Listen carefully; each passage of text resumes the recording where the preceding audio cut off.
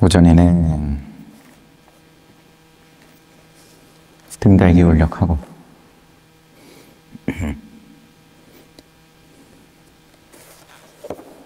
니까야로 있는 금강경 마지막으로 본 게 언제였나 싶긴 한데 뭐 그냥 보던 데 이어서 보는 거죠. 제11일 11 무위복승분 무위다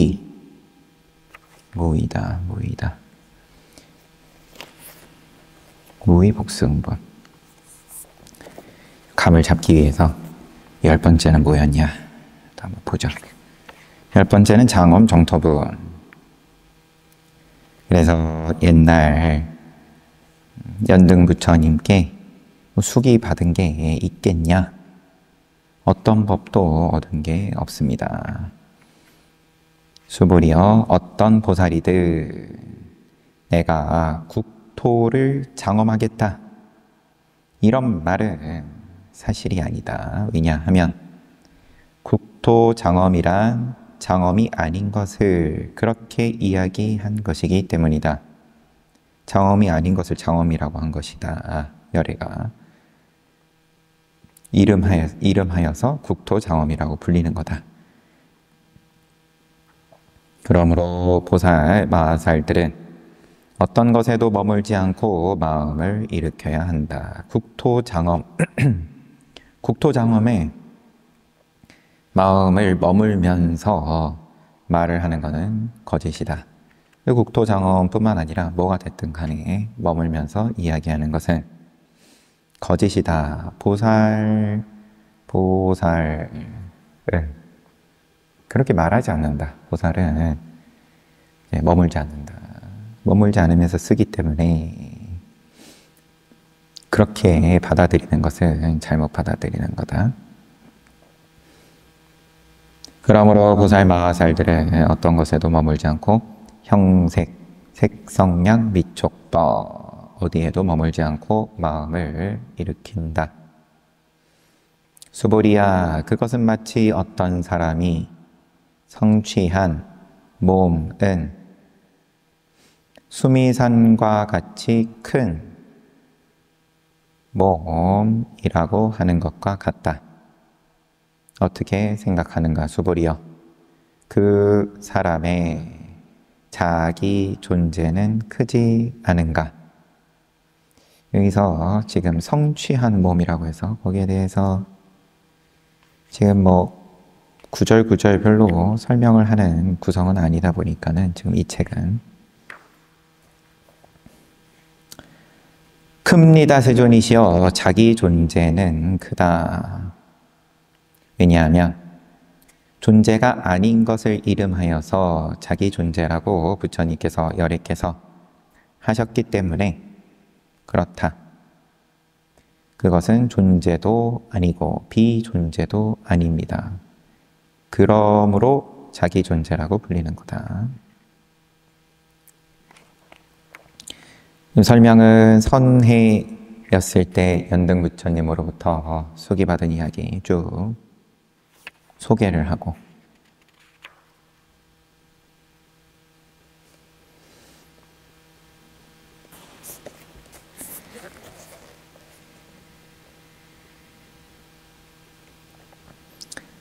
수미사, 자기 존재, 자기 정체성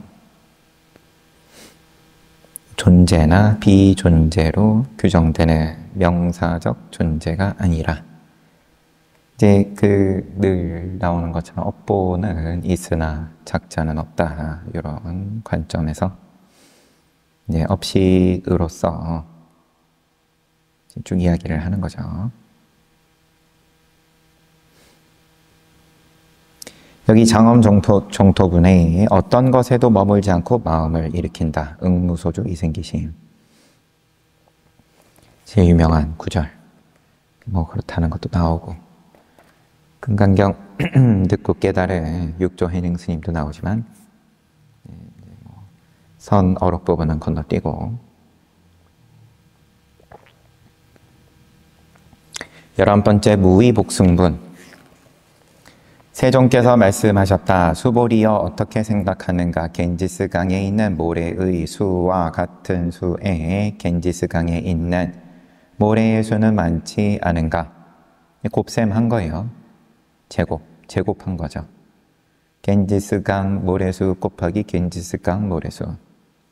매우 많습니다. 세존이시여. 겐지스강에 수도 무수하게 많은데 겐지스강에 모래알 만큼 겐지스강이 있다고 했으니까 그 수도 많은데 거기에 있는 모래의 수는 말해서 무엇하겠습니까? 그러니까 세종께서 수보리야 내가 밝히겠다. 어떤 선남자 선여인이든 겐지스강 모래수와 같은 수의 세계를 칠보로 가득 채워서 열애, 아라한, 등정각에게 보시를 한다면 그로 인해 많은 복 덩어리를 얻지 않겠는가?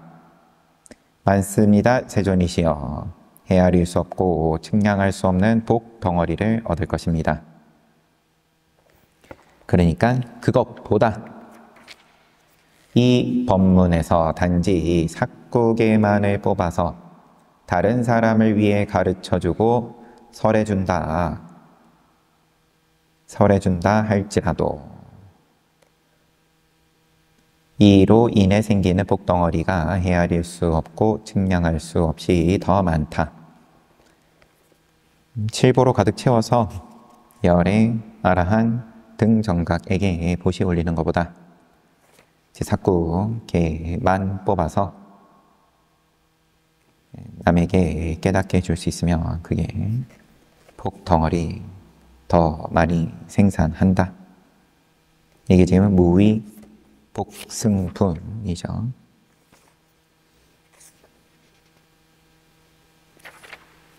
열두 번째 존중 정교분 바로 넘어갔네요. 그리고 수보리여 어떤 지역에서 이 법문에서 삭구계만 가지고 남에게 설한다면 그 지역은 일체의 세간, 천신, 인간, 아수라가 모두 부처님의 탐묘가 있는 곳으로 여길 것이다. 하물며 이 법문을 모두 외워서 독송하고 이해하고 남에게 가르쳐주고 설한다면 말해서 무엇하겠는가? 그들은 가장 희유한 최상의 사람일 것이다. 그 지역이 스승이 머무는 곳이고 현명한 존자가 있는 곳이다. 우리 요거 볼 때는 산스크리트 금강경 볼 때는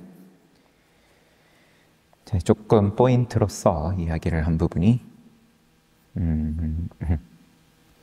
아수라는 천신하고 늘 싸우는 입장이니까 악신인 거죠, 악신. 천신과 악신이 함께 사라진다. 인간, 천신, 악신이 모두 부처님의 탑묘, 부처님의 유해가 모셔져 있는 타으로 여기고 공경한다. 이 삭구계가 설해지는 곳은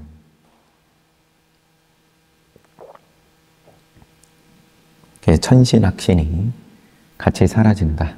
다툼이 없다는 얘기죠.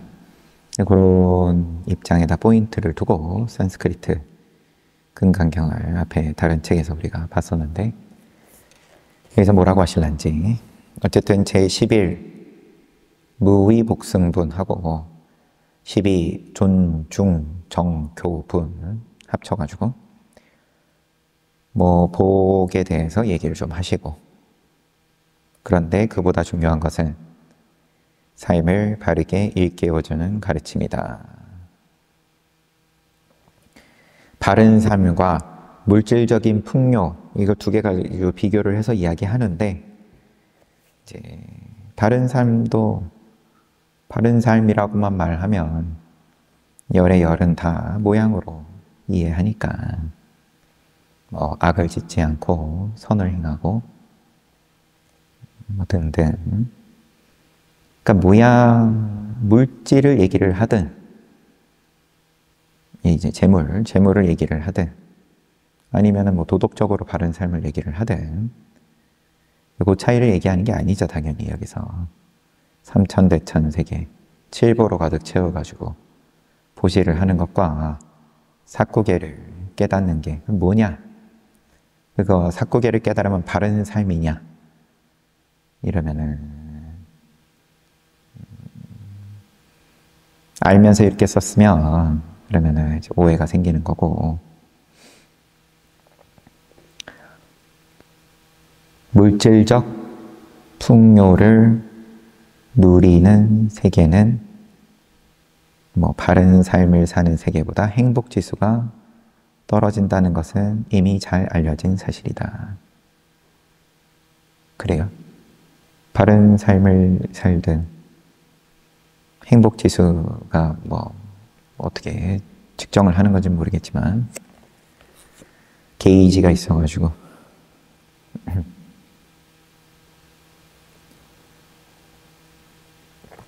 네팔인가 한때 잘 써먹더라고요. 행복지수가 높은 나라라고.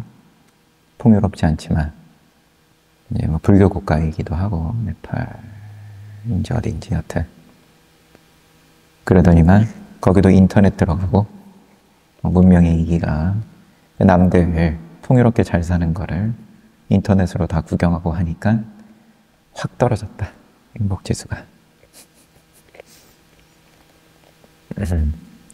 이런 요즘은 이런 말 자체도 잘 안 통하죠. 유행이 지난 소리입니다.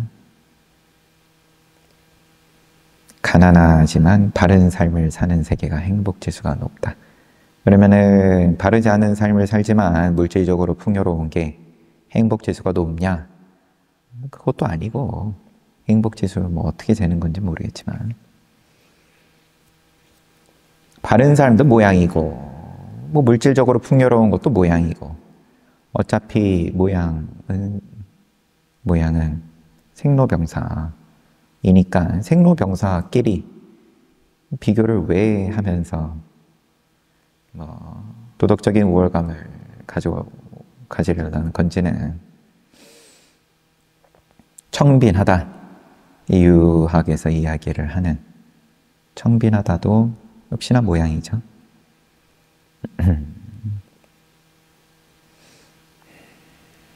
넘어가고, 불교는 이렇게 고통스러운 세계에서 행복한 세계로 함께 나아가는 길을 깨닫도록 하는 가르침이다. 행복, 함께 나아간다. 함께라는 말이 붙을 자리도 없고 행복이라는 말이 붙을 자리도 없고 나아간다는 말이 붙을 자리도 없고, 어차피 10이 시작한 김에 니까야로 있는 금강경을 그래서 책을 바꿨는데 대중들이랑 함께 보는 책을 지금 볼 수가 없다 보니까, 불교는 초월적인 능력을 갖춘 사람을 추종하는 종교가 아니다. 왜 안 추종하는 종교냐 그러면, 다투지 않고 함께 행복하게 사는 길을 알려주는 안내자다. 어떻게 그러면 행복하냐? 어떻게 다투지 않냐? 다투지 않음을 만들지 않고 행복을 만들지 않으면 되는 문제인데, 그것에 대해서 디가니까야 대반열반경에 의하면, 열반하시기 직전에 수바따라는 외도 편력 수행자가 찾아와서 가르침을 청하는데 아난다 존자가 가로막죠. 피곤한 열애를 괴롭히지 말라고. 멈춰라 아난다여, 수바따를 막지 말라. 수바따가 열애를 볼 수 있도록 하여라. 수바따가 나에게 묻고자 하는 것이 무엇이든 그것은 모두 알기 위한 것이지 괴롭히기 위한 것이 아니다. 내가 질문을 받아 설명하면 그는 그것을 곧바로 이해할 것이다. 그러고는 이제 팔정도를 가르치시고 부처님은 개성과 함께 이렇게 말씀하셨다. 수바다여 내 나이 29에 출가한 것은 좋은 삶이 무엇인가를 알기 위함이었다. 50년 긴 세월을 출가 수행자로서 정리, 바를 정자, 이치자, 법도를 벗어나지 않았나니 이 밖에는 사문이 없다오. 둘째 사문도 셋째 사문도 넷째 사문도 없다.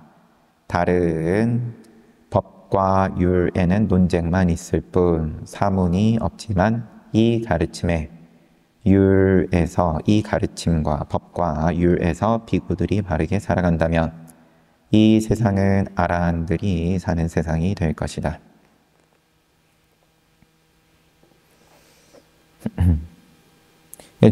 죽음이 임박한 순간까지 단 한 사람이라도 더 이 진리를 깨우쳐 행복하게 살아가기를 바라면서 수바다를 가르치신 것이다. 라고 이제 부연 설명이 돼 있지만 그럴 수도 있고 아닐 수도 있고. 그러면 아난다 존재가 여태까지 평생 부처님 모시면서 이렇게 찾아오는 사람들을 정리정돈하는 역할을 한 번도 안 하다가 지금 가로막은 거다. 그러면은 요 말이 맞겠죠. 아난다 존자는 늘 자기 소임 사는 모양대로 지금도 산 거고, 그러면은 경우 따라서 가로막을 땐 가로막는 거고 또 열 때는 여는 거고 한 번도 가로막은 적이 없었다라고 해야 이런 말이 맞는 것처럼 들리는데, 가로막아도 진리를 깨우치기를 중생구제하는 거고 막아도 중생구제고 열어도 중생구제인데 부처의 경계라는 게, 보살의 경계라는 게, 부처의 경계는 그런 것도, 그런 말도 붙을 자리도 없을 테고 모양으로 말을 뭐 할 수밖에 없는 거기는 하지만 그냥 윤리적인 정도로서 참 훌륭한 분이다 라는 식의 묘사를 가지고 계속 시비를 하는 겁니다. 윤리가 아니면은 무슨 아까 뭐라고, 초월적인 능력을 갖춘 사람을 추종하는 거다라는 말을 하고 싶은 건지는 모르겠는데,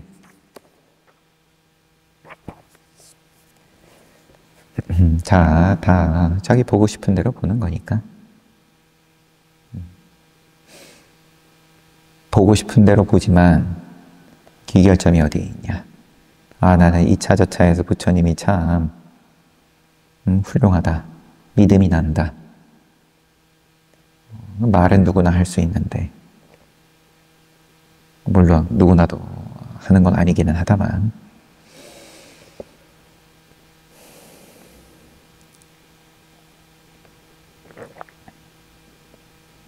그러면서 인용을 하시는 것이 부처님께서 아난다여 그대들은 스승의 말씀은 이제 없다. 실로 스승은 존재하지 않는다라고 보지 말아라. 내가 그대들에게 가르치고 시설한 가르침과 율이 나의 사후의 그대들의 스승이다.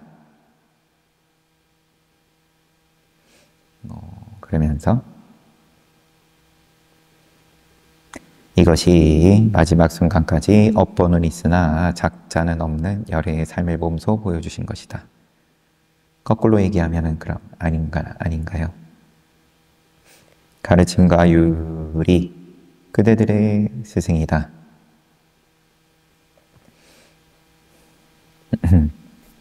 아니면 뭐 거꾸로 말을 만들려 그러면 뭐 이상해지니까 넘어가지만, 여튼 모양을 하나 딱 정해놓고 이렇게 얘기하셨으니까 부처님께서 업보는 있으나 작자는 없는 열애의 삶을 몸소 보여준 거고, 이 모양 가지고 이제 끼워 맞추면 존중 정교분에서는 이러한 부처님의 가르침을 담고 있는 금강경이 열애의 법신이라는 것을 말하고 있다. 넘어가고 13번째 엽법 수지분. 이와 같이 말씀하시자 수보리가 부처님께 세존이시여 이 법문의 이름은 무엇입니까? 그리고 저는 이것을 어떻게 받아 지녀야 할까요? 수보리야, 이 법문의 이름은 반야바라밀다이다. 그리고 이것을 이와 같이 반야바라밀다라고 받아 지니도록 하라. 왜냐하면 열애가 설한 반야바라밀다는 사실 반야바라밀다가 아니라 반야바라밀다라고 불리는 것이기 때문이다. 어떻게 생각하는가? 열애가 설한 그 어떤 법이 있겠는가? 열애가 설한 그 어떤 법도 없습니다. 수보리여, 삼천대천세계에 존재하는 미지는 티끌은 많지 않은가? 많습니다. 세존이시여. 미진이 많습니다. 열애가 말씀하신 미진, 티끌은 사실 티끈이 아니라 티끌이라고 불리는 것이기 때문입니다. 열애가 말씀하신 그 세계도 사실은 세계가 아니라 세계라고 불리는 것입니다. 부처님께서, 세존께서 수보리여 어떻게 생각하는가? 위대한 사람이 지닌 32가지 상 32상으로 열의 아라한 등정각을 볼 수 있겠는가? 세존시여, 그렇지 않습니다. 위대한 사람이 지닌 32가지 상으로 열의 아라한 등정각을 볼 수 없습니다. 왜냐하면 열애가 말씀하신 32상은 32상이 아니라 32상으로 불리는 것이기 때문입니다. 세존께서 선남자 선녀인이 날마다 겐지스강의 모래와 같은 자신을 희생하고 겐지스강의 모래와 같은 겁 동안 자신을 희생하는 것보다 이 법문에서 단지 삭구개만이라도 뽑아서 남에게 설해줄 수 있다면 그로 인해 생기는 복덩어리가 헤아릴 수 없고 측량할 수 없을 만큼 더 많다. 엽법 수지분. 지금 우선은 이 법문의 이름이 뭡니까? 반야바라밀다다. 반야바라밀다가 아니라 반야바라밀다로 불리는 것이기 때문이다. 열애가 설한 법이 있냐? 삼천대천세계에 미진이 많은가? 그 다음에 부처님의 32상으로 열의 아라한 등정각을 볼 수 있는가? 이런 질문들이 이어지고 답의 구조는 똑같죠. 그리고 마지막에는 선남자 선녀인이 모래와 같은 겁 동안 모래와 같은 자기 생명을 희생하는 거죠. 그것보다 삭구계를 받아 지니고 남에게 설해줬을 때의 공덕이 더 크다. 13번째 엽법 수지분은 금강경의 법문을 마무리하는 부분으로서 이전의 내용을 종합하여 정리하고 있다. 제2선연기청분에서 이때 이제 질문인 거죠. 수불이 질문이 나오는 것이 두 번째 선연기청분, 선연이 일어나서 청하는 건데, 보살의 길로 함께 나아가려는 사람들은 어떤 마음으로 어떻게 살아야 합니까? 이렇게 시작된 금강경은 제3 대승정정분에서 보살은 중생계에 속하는 모든 부류의 중생들을 나는 모두 무열반에 들도록 하겠다 하지만 어떤 중생도 무여열반에 들어간 중생은 없다. 이런 마음으로 살아가야 한다라고 대답을 하시고, 엽법 수지분 여기에서는 열애가 설한 반야바라밀다는 사실 반야바라밀다가 아니라 반야바라밀다라고 불리는 것이라고 표현하고 있다. 그래서 제3 대승정정분의 그 내용이 지금 이제 이렇게 표현이 된 거라고 지금 말씀을 하시는 거예요. 한 모든 중생을 무여열반에 이를 때까지 구제하겠다. 하지만 한 중생도 구제한 바가 없다. 이제 요게 지금 반야바라밀다가 단지 이름이 그러한 거다. 이것은 지혜로 통찰하여 얻게 되는 열반은 무소득의 열반임을 밝힌 것이다.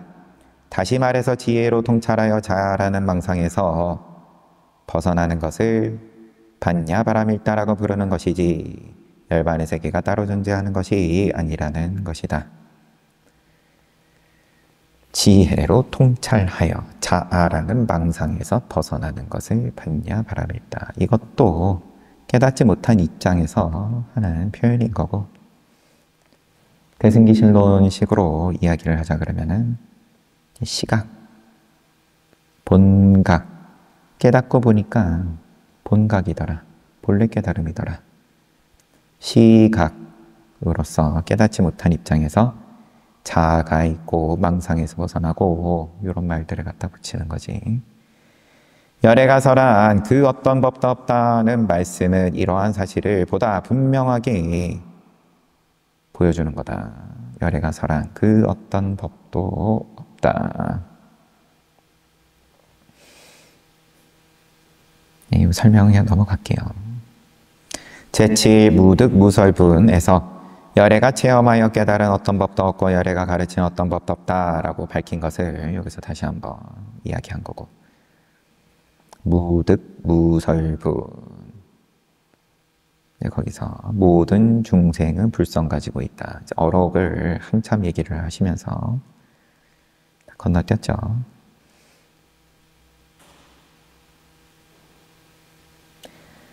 반야로 중생들을 열반에 들게 한다는 것은 통찰지로 반야로 중생이고 부처라는 것을 깨닫게 하는 것일 뿐이다. 이어서 삼천대천세계가 존재하는 삼천대천세계에 존재하는 미진, 티끌 이야기가 나온다. 왜 여기서 갑자기 삼천대천세계와 미진을 이야기하는 것일까? 이것은 열애가 이야기하는 중생들의 세계인 삼천대천세계는 미진으로 이루어진 세계가 아니다라는 이야기를 한 것이다. 요거는 조금 처음 접하는 이야기라 무슨 말씀인가 좀 궁금해져요. 우리는 세계라는 동일한 개념을 사용하지만 그 개념이 의미하는 내용은 세계관에 따라 다르다. 기독교에서는 신이 창조한 세계고 등등. 기독교인들에게 세계라는 개념은 신에 의해 창조되고 지배되는 인간계와 지옥과 천당을 의미한다. 또 다른 사람들은 이 세계를 물리법칙에 의하여 운동하는 원자들의 집합으로 본다. 이제 물리학자들 정도. 원자가 모여서 분자가 되고 분자가 모여서 물질이 되고 물질이 모여서 세계를 이루고 있다고 생각한다. 이러한 원자론자들에게 세계는 공간 속에서 불멸의 원자들이 기계적으로 결합되어 물리법칙의 지배를 받는 물질의 세계다. 부처님 당시에도 다양한 세계관이 있었다. 브라만교에서는 브라만이 개별적인 존재를 창조하고 합일되어야 된다라는 거죠. 개별적인 존재 속에 아트만으로 들어가서 존재한다고 한다. 이러한 사실을 모르는 사람은 생사를 겪으며 윤회하고 깨달으면 윤회를 멈추고 브라만천에 가서 다시는 태어나지 않고 영생을 누린다고 주장한다. 그런데 사문이라고 불리는 새로운 사상가들이 부처님 당시 때 출연했는데 디가니까야의 사문과 경에 다음과 같은 세계관을 이야기한다. 세존이시여 뿌라나카사빠는 나에게 이렇게 말했습니다. 육사외도 가운데 뿌라나카사빠. 대왕이시여 베고 베도록 시키고 자르고 자르도록 시키고 굽고 굽도록 시키고 슬프게 하고 슬프게 하도록 시키고 괴롭히고 괴롭히도록 시키고 겁박하고 겁박하도록 시키고 생명을 해치고 강탈하고 이간질하고 약탈하고 노상에서 도둑질하고 남의 부인을 겁탈하고 거짓말을 해도 죄가 되지 않습니다. 인과를 전혀 인정을 하지 않는 세계관이라는 거죠. 불아나카사파. 설령 날카로운 칼끝의 전차바퀴로 이 땅의 생명들을 이거는 넘어갈게요. 너무 길어가지고. 이런 것들이 죄가 있는 것이 아니고 죄의 과보가 있는 것도 아닙니다. 또 보시하고 보시하도록 하고 공양 올리고 공양을 올리게 해도 또 복이 있는 것이 아니며 복의 과보가 있는 것도 아닙니다. 수행하고 금욕하고 정직함 이런 것들이 다 과보가 없다. 선업, 불선업 다 과보가 없다. 불아나카사파는 이렇게 얘기했고 세존이시여 마칼리 고살라는 나에게 이렇게 말했습니다. 대왕이여 중생들이 타락하는 데는 원인이 없고 조건이 없습니다. 원인이 없이 조건이 없이 중생들은 타락합니다. 중생들이 청정해지는 데는 원인이 없고 조건이 없습니다. 원인 없이 조건 없이 중생들은 청정해집니다. 타락이든 청정이든 어느 쪽이든 원인이 없다.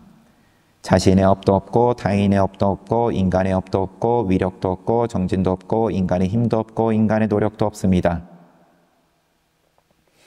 모든 중생, 생명, 생물, 모든 목숨은 자제력이 없고 위력이 없고 정진이 없이 숙명이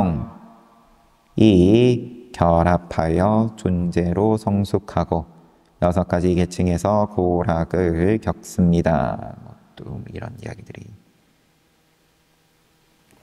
굳이 다 안 봐도 될 것 같아요. 여기 불아나카사파는 과보가 없다는 소리를 하고 마칼리 고살라는 원인이 없다, 조건이 없다.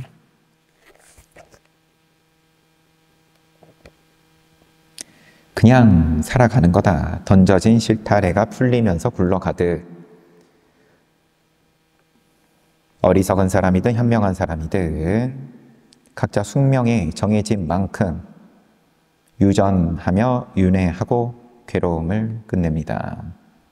또 다른 아지타 캐사캄발리 육사외도를 지금 다 이야기를 하네요.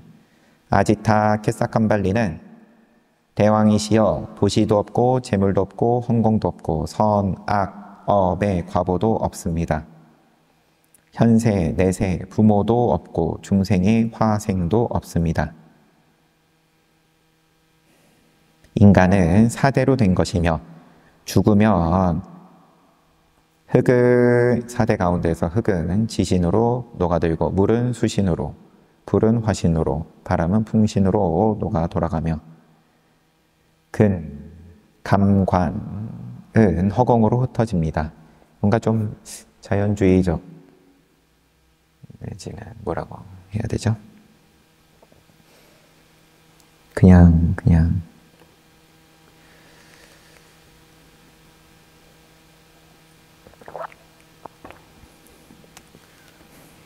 흩어지는 거, 자연의 일부다. 여튼 일물론적인 사고가 이런 걸 난지.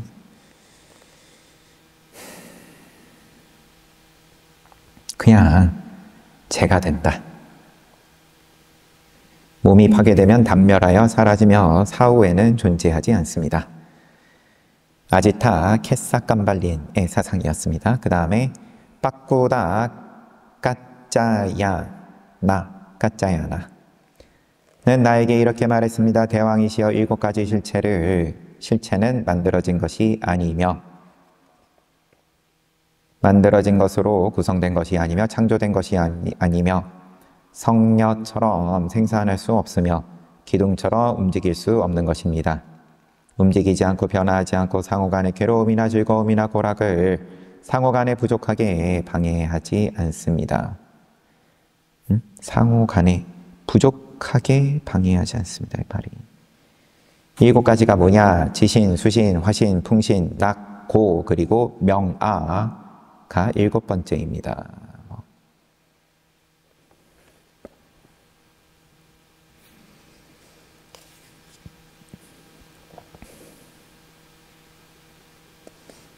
외도의 사상이라 굳이 이해하려고 자세하게 안 들어봐도 될 것 같아요. 또 다른 니간타 나타부타는 이제 부처님하고 그래도 조금 비슷한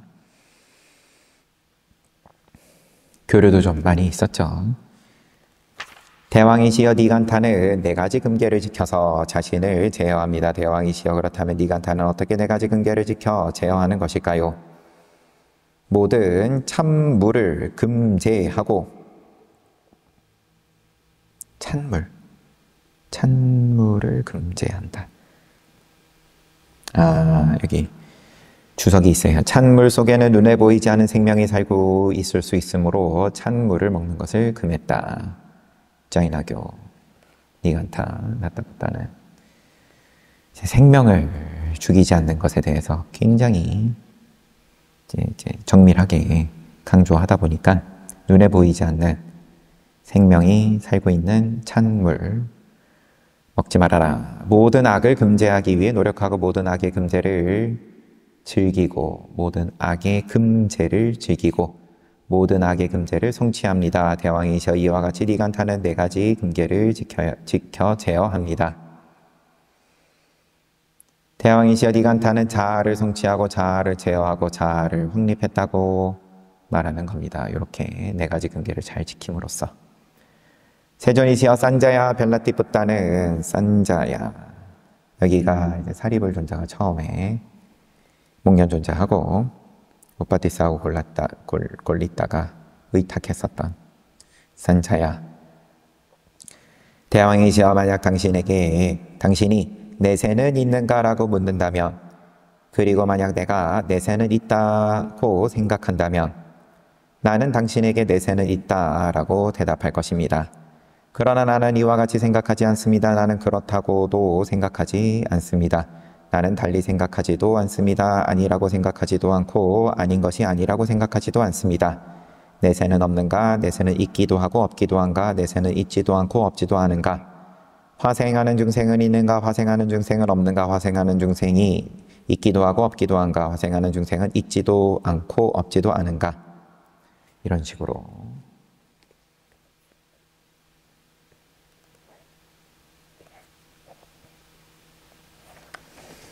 어느 쪽으로 생각을 하든 간에 그렇게 생각을 하면 그렇다라고 대답을 할 거다. 그러나 나는 이와 같이 생각하지 않습니다. 그렇다고도 생각하지 않고 달리 생각하지도 않습니다. 아니라고 생각하지도 않고 아닌 것이 아니라고도 생각하지 않습니다. 역시나 외도의 소리니까 한번 소리내서 읽은 걸로 넘어가겠습니다. 아버지 빈비사라 왕을 시해하고 마가다국의 왕이 된 아자타사뚜는 부처님을 찾아가서 업보가 실제로 있다는 것을 현실에서 경험할 수 있는지 묻는다. 업보가 있습니까? 나는 아버지를 자기가 또 죽였으니까 더 어떻게 보면 그러고 잠을 자지 못했죠. 눈만 감으면 이제 몸을 창이 꿰뚫는 그 괴로움이 계속 반복되다 보니까 업보가 실제로 있습니까? 수행을 하면 그 수행을 한 업의 과보로 행복이라는 결과를 지금 여기에서 바로 얻을 수 있는가? 그는 이 물음을 당시의 여러 사상가들에게 물어보았으나 만족하지 못했기 때문에 부처님을 찾은 것이다. 이 경에 등장하는 아자타사뚜가 언급한 6명의 사상가들은 육사외도로 알려진 사람들이다. 프라나카사파는 죄도 없고 복도 없다. 그래. 업보와 인과를 부정했죠.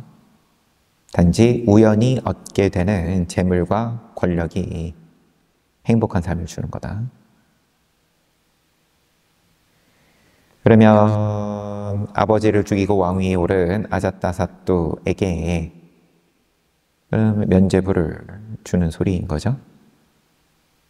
근데 아자타사뚜는 여기서 위안을 받지 못하죠. 왜냐하면 눈 감으면은 닥쳐오는, 그래서 잠을 자지를 못하죠.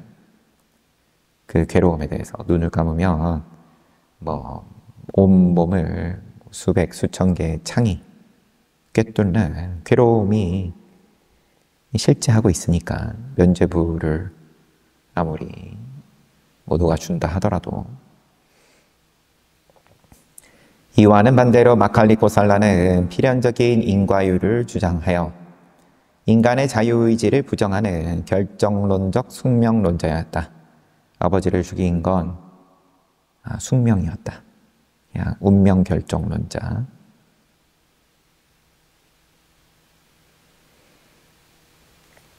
마칼리 고살라는 우연론을 극복하기 위해서 필연적인 인과론을 주장하다가 결정론에 빠져서 인간의 자유로운 삶을 부정했다.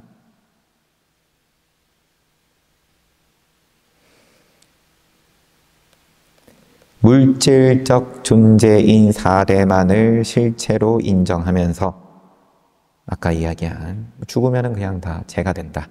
윤리와 도덕을 부정하는 유물론자의 유물론이 맞네요. 아지타 케사캄발린은 현대의 유물론과 크게 다르지 않다. 그냥 죽으면 끝이고. 기계론적 실체론자인 빠꾸다 까짜야나는 7가지로 얘기를 했었죠. 데카르트의 기계론과 너무나 흡사하다. 회의론자인 산자야 벨라티프타는 이것도 아니고 저것도 아니고 이것도 저것도 아닌 것도 아니고 등등. 여튼 회의론자로 나오네요. 진리를 알 수 없기 때문에 확정된 답을 할 수 없다고 횡설수설하지만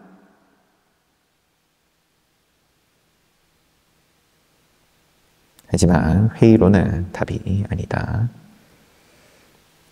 이와 같이 수많은 사상이 대립하자 짜이나교의 니간타나타부타는 당시의 사상들을 종합해가지고 포용해가지고 논쟁을 회피하고 고행과 금계의 실천을 주장했다. 교리에 의하면 우리는 업에 의해 몸을 받았고 몸이 있는 한 생사의 괴로움을 피할 수 없기 때문에 인정하고 들어간 거예요. 고행을 통해 업을 소멸하고 몸에서 해방되어야 한다. 정신적 존재인 명아, 진아. 그래서 아상인상 중생상 수자상 할 때 이 수자상이 이걸 얘기한다.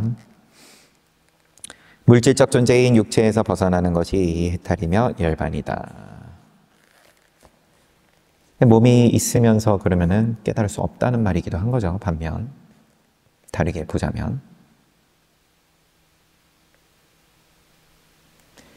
어쨌든 이런 기회로 부처님 당시 때에 유행하던 인기 있었던 세계관에 대해서 한번 쭉 훑고 모든 세계관은 인과율에 기초한다. 왜냐하면 인과율은 세계를 이해하는 기본 틀이기 때문이다. 브라만 신이 세계를 창조했다는 브라만교의 세계관은 신이 모든 존재의 원인이며 세계는 신의 창조의 결과라고 믿는 인과적 신념에 기초한 것이고 마칼리 고살라의 숙명론은 필연적인 인과율이 자연에 내재한다는 신념에 기초하고 유물론자들은 필연적인 인과율을 부정하고 우연론을 주장하지만 우연 또한 하나의 인과율이고 인과율에는 2가지 패턴이 있다. 이런 건 굳이 안 봐도 될 것 같아요. 직선적 인과율. A로 인해서 B가 벌어지고 B로 인해서 C가 벌어지고 대조적으로 상호 의존적 인과율에서는 원인과 결과가 상호적으로 영향을 미친다. 이처럼 모든 현상들은 상호 간의 원인이 되며 동시에 결과가 된다. 부처님께서 깨달은 연기법은 이러한 상호 의존적 인과율이다. 우리는 이제 이 시간의 흐름이 너무 절대적이니까 시간에 앞서서 벌어진 일이 뒤에 영향을 주고 원인과 결과가 그런데 이 상호 의존적인 인과율이다. 그러면은 A 때문에 B, B 때문에 C가 아니라 A가 B, C, D에 영향을 주고 B가 또 A, C, D에 영향을 주고 이런 식으로. 그러면은 이제 시간 개념이 전제가 됐을 때는 납득이 안 되겠죠. 나중에 벌어진 일이 어떻게 앞서서 벌어진 일에 영향을 주냐. 영화 뭐죠? 한국어로 번역된 영화 제목은 컨택트. 원래 제목은 어라이벌. 이제 좀 이제 그런 어떻게 보면 이제 이런 이야기를 하는 거죠. 원인과 결과가 아니라 이제 사용하는 언어 자체가 외계인이 와가지고 사용하는 그 언어를 분석을 하는 뭐 그런 영화 있습니다.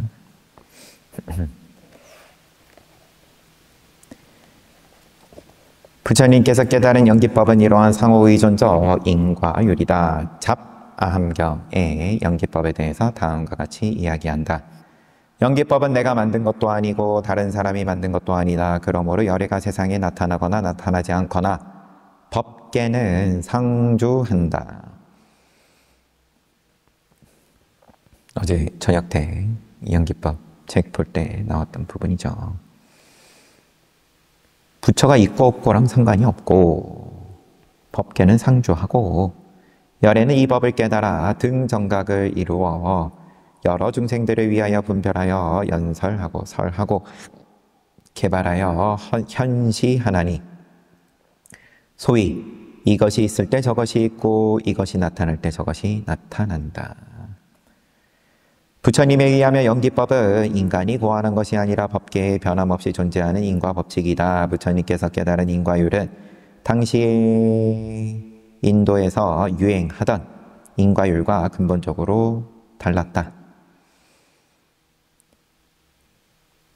인도 사상에서는 당시에 직선적 인과율로 세계를 이해했다. 그러나 부처님은 상호의존적 인과관계를 깨달았다. 이것과 저것은 일방적 인과관계로 존재하는 것이 아니라 상호의존적 인과관계로 존재하며 이것은 저것의 생성 원인임과 동시에 저것은 이것의 생성 원인이 된다. 직선적 인과율은 우리에게 사물이 발생하는 인과의 고리를 제공한다. B, A, B, C, D에서 순차적이라고 하면 마지막 D의 원인은 C, C의 원인은 B, B의 원인은 A 이런 식으로 이런 형식의 인과의 고리는 제1원인이나 무한 소급으로 끝을 맺게 된다. 제1원인을 단일 실체로 보면 일원론이 되고 다수의 실체로 보면 다원론이 된다.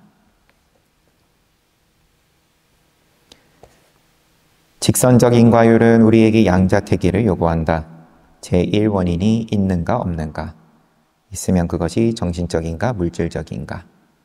뭐 원자론자들, 지금의 어떤 현대과학의 입장에서는 그 물질적이라고 볼 테고 제1원인을 뭐 우주, 빅뱅 혹은 빅뱅 이전에는 또 뭐냐, 아니면은 원자를 쪼개면은 또 뭐 쿼크고 쿼크를 쪼개면 또 뭐고, 이런 이야기들일 테고, 뭐 종교적인 입장에서도 다 각자 얘기할 테고, 상호 의존적 인과율에서는 이런 모순적 양자택일은 무의미하다. 직선적 단일 방향적 인과 패러다임은 실체와 또 동일성이라는 개념의 근거를 둔 논리학에서 비롯된 것이다. 직선적 인과율에서 인과관계는 실체들 사이의 관계다. 실체는 변화하지 않는 동일성을 지닌 것으로 이해되며 그러니까 너와 나는 우선 구분을 지어놓고 우선 구분을 지어놓고 너가 왜 거기서 빨간불인데 신호를 안 지켜가지고 교통사고가 났냐, 몇 대 몇이냐, 책임이 이렇게 가는 거고, 원인이 뭐냐, 직선적 인과율. 변화는 실체가 지닌 속성들의 전개나 전달에 의해 일어난다. 따라서 이러한 인과 패러다임에 의존하면 무엇이 실체인가를 문제 삼게 된다. 왜 이런 일이 벌어졌냐? 누구 때문이냐? 우리 늘 따지는 문제. 직선적 인과 패러다임은 이러한 대립을 피할 수 없다. 변화하지 않는 실체가 존재하고 그것이 경험될 수 있다면 대립은 발생하지 않지만 변화하지 않는 실체는 경험된 적이 없다.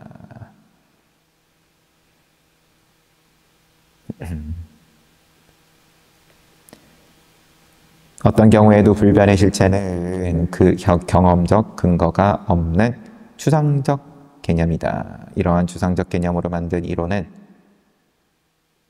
대립하지 않을 수가 없다. 추상적 개념을 만드는 것은 논리학이다.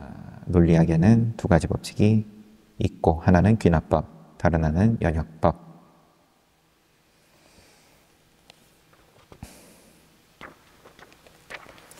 어느 쪽이든 간에 실체를 전제한다. 인간과 세계는 끊임없이 변화하는 건데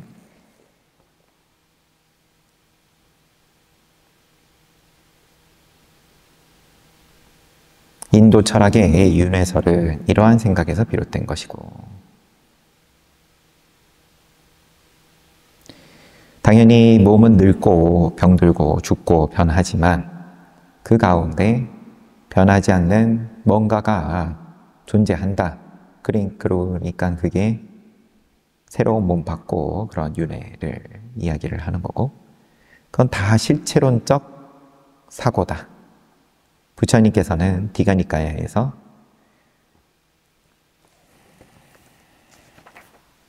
인용이 좀 기네요. 우리가 몇 분부터 보기 시작했죠?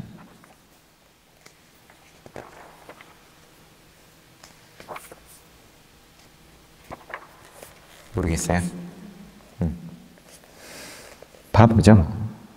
비구들이여 과거에 대하여 억측을 하는 자들로서 여러 가지 허망한 이론들을 주장하는 사문이나 바라문들은 누구든 모두 이들 18가지나 그들 가운데 어느 하나를 가지고 주장할 뿐 그 밖에 다른 것이 없다.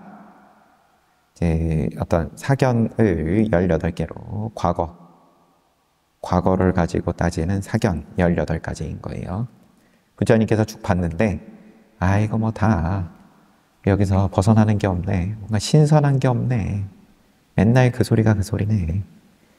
사견인데 사견이라도 좀 재미있는 게 있으면 좋겠는데 물론 부처님께서 그런 말씀 당연히 안 하셨겠지만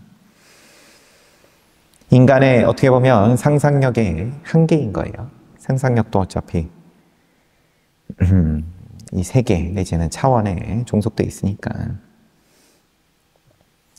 비구들이여 결에는 이들 견해의 근거는 어떻게 이해된 것인지 어떻게 취착된 것인지 어디로 가는 것인지 미래에 어떻게 될 것인지를 분명하게 안다. 열에는 그것을 알 뿐만 아니라 그보다 더욱 수승한 것을 알지만 그 지식에 집착하지 않으며 집착 없이 스스로 정멸에 이르렀음을 안다. 비구들이여 열에는 감정의 일어남과 사라짐 그것이 주는 즐거움과 재앙 그것으로부터 벗어남을 여실하게 알아서 집착하지 않고 해탈했다.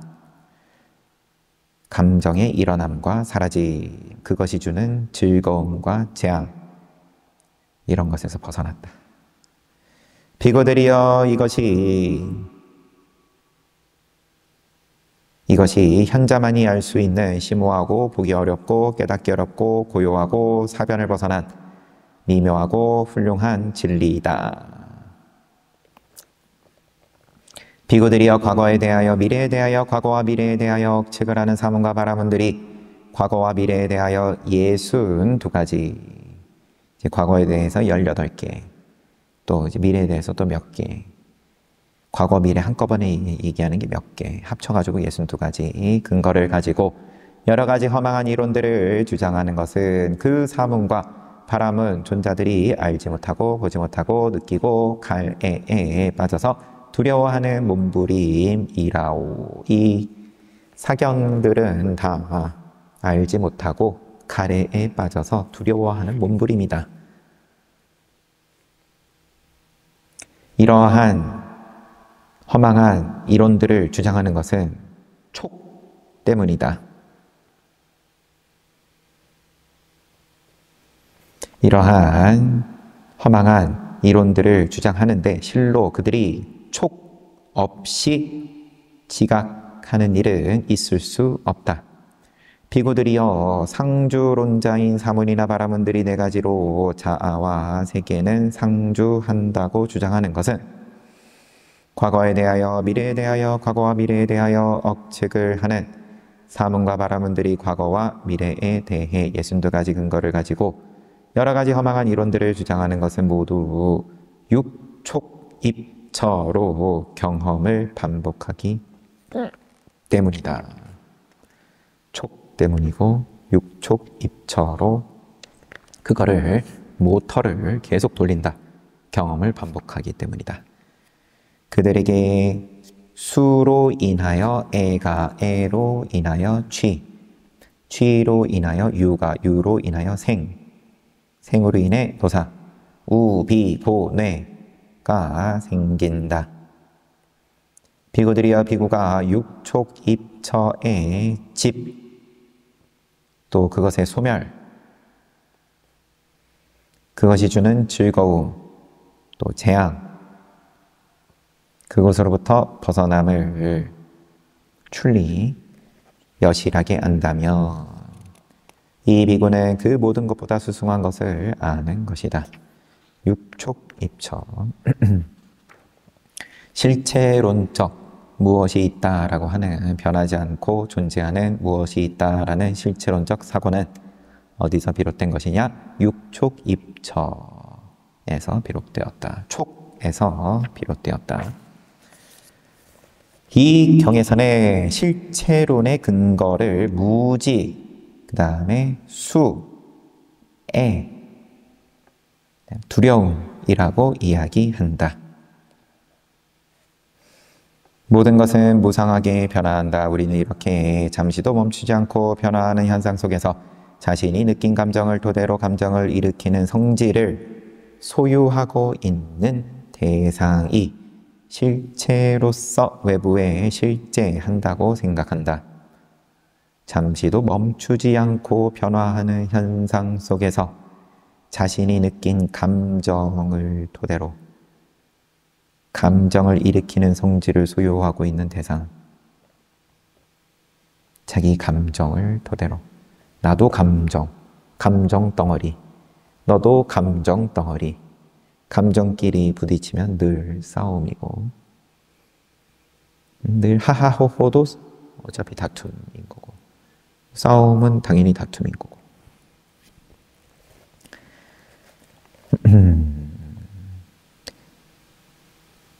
그리고 그것을 인식하는 자아도 실체로서 존재한다고 생각한다. 아름다운 것, 더러운 것, 맛있는 것, 맛없는 것, 감미로운 음악, 시끄러운 소음이 존재하고 그것을 인식하는 자아가 존재한다고 생각한다.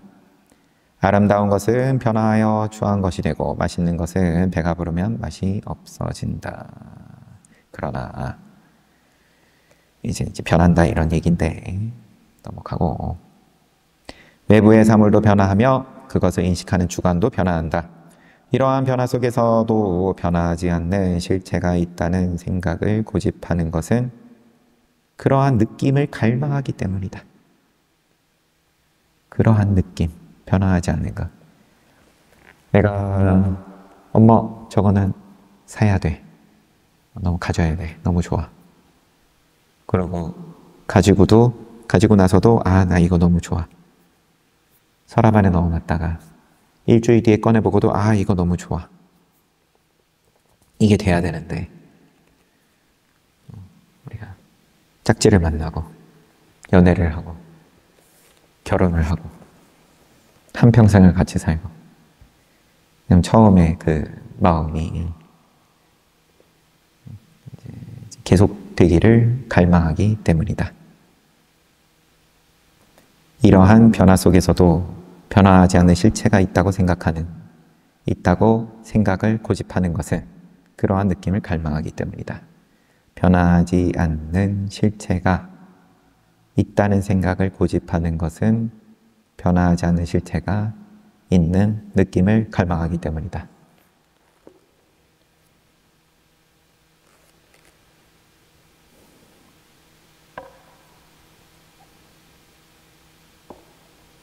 어떻게 사랑이 변하니? 이렇게 되는 거예요.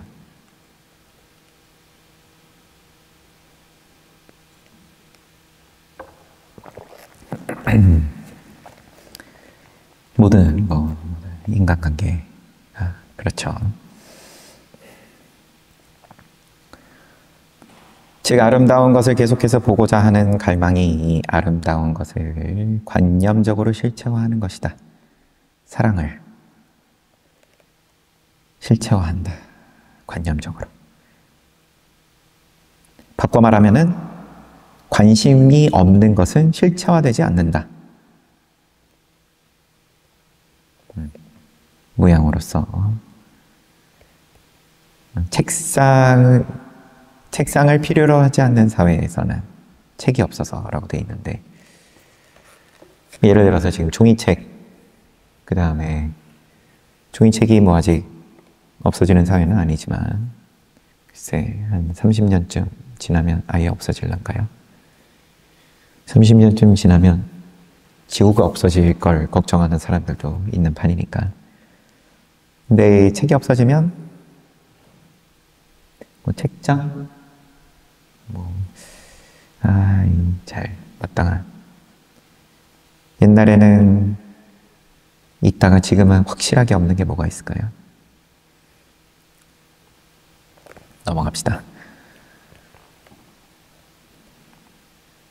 이제 한편 우리에게는 자아의 존재가 소멸되는 것에 대한 두려움이 있다. 자아의 존재가 소멸되는 것에 대한 두려움. 자아의 소멸에 대한 두려움이 있다. 죽음에 대한 공포가 그것이다. 이러한 두려움이 자아를 실체화한다.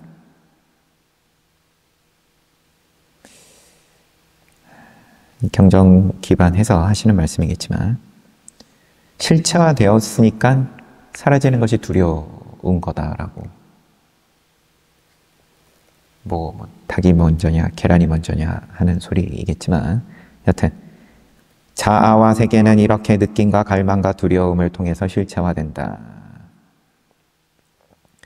부처님께서는 느낌은, 수는 촉을 조건으로 연기한 것이고, 촉, 수, 그 다음에 가래는 또 느낌을 조건으로 연기한 것이다. 실체론의 근원은 촉이라는 거다. 촉 때문에 느낌 때문에 가래. 촉은 우리가 감관을 통해, 감관을 여기 괄호치고 앞에는 근이라고 했어요. 근은 우리 연기법 책에서 봤듯이 눈, 코, 입, 이 감각기관이 아니라 보는 인지 활동 자체를 얘기하는 거다. 우리가 감관을 통해 지각할 때 생기는 존재에 대한 경험이다. 존재에 대한 경험이다. 이러한 경험은 자아와 세계를 개별적 실체로 생각하기 때문에 생긴 것이다. 잡아함경에서는 촉의 발생을 다음과 같이 설명한다. 지금 뭘 보고 있었죠? 금강경 13, 제13 여법 수집은, 요거는 앞에 쭉 제2 선현 기청분부터 쭉 나온 내용을 다시 한번 되짚은 거다라고 하면서 여기서는 또 연기법 이야기를 또 신나게 하십니다. 덕분에 복습도 하고.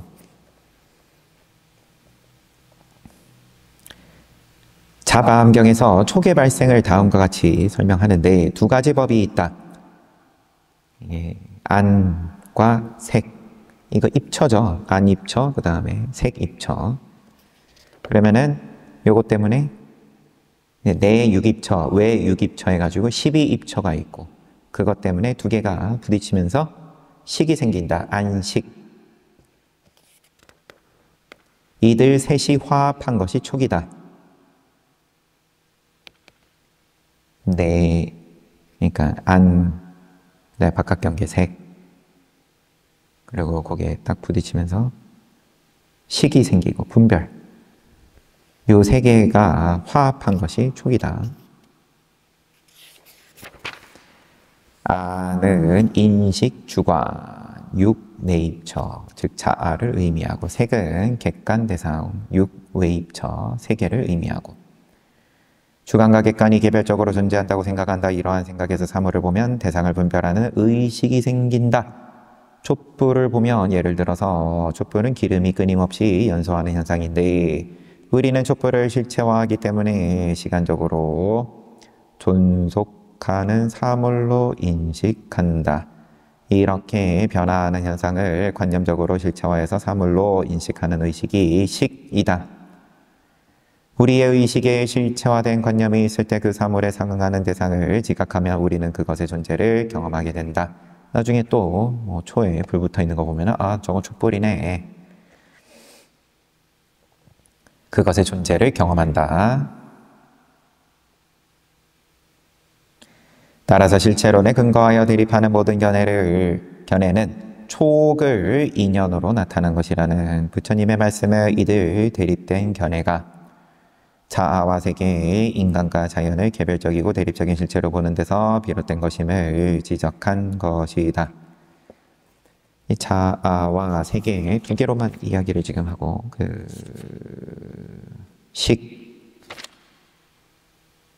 인식, 사물로 인식하고 촛불로 인식하고, 그럼으로써 관념, 실체화된다. 관념이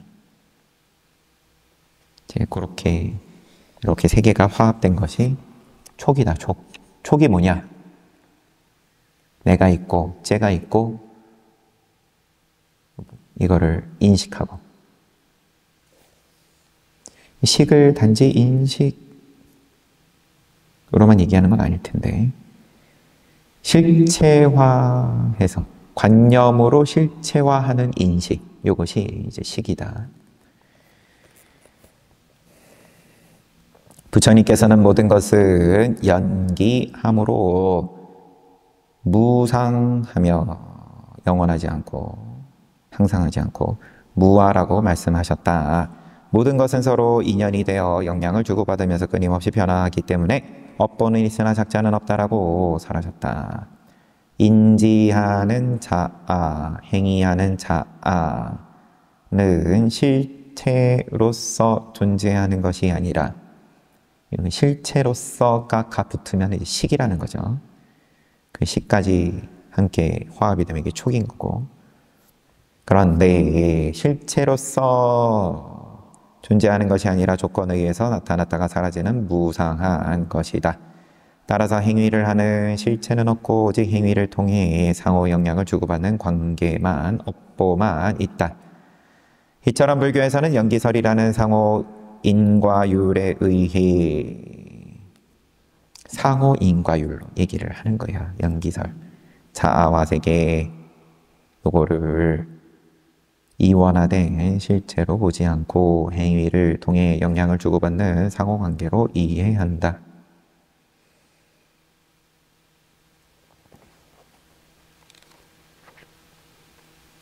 계속 이어져요. 하지만 여기까지만 볼게요.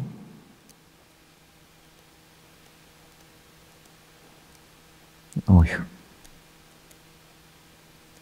뭐가 끊기는 지점이 없이. 여튼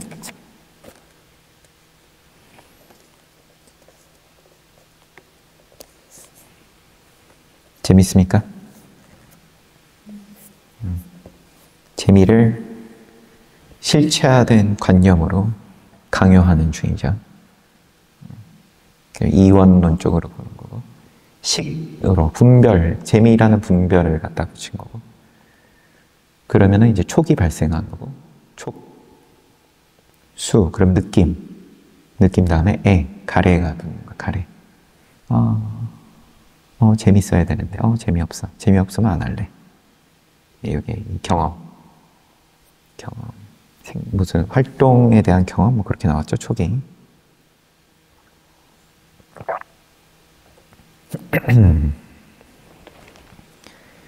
그래서 이제 강요, 촉을 자꾸 서로 늘 촉을 강요하죠.